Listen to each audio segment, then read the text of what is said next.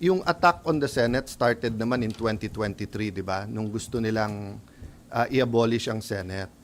And I really believe that the events in the last few months was also intentional na ma-weaken ang Senate because bubuhayin yung constitutional change, except this time around, regional Senate ang gusto nila.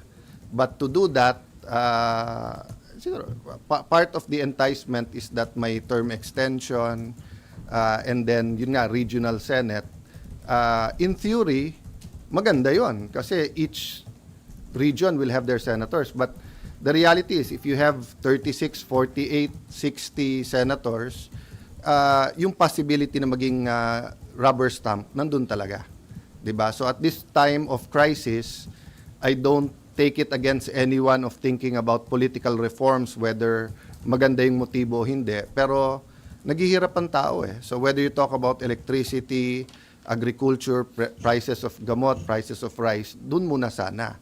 Having said that, kanya-kanyang pananaw yan eh. Iba pananaw din nila sa Senate leadership, di ba?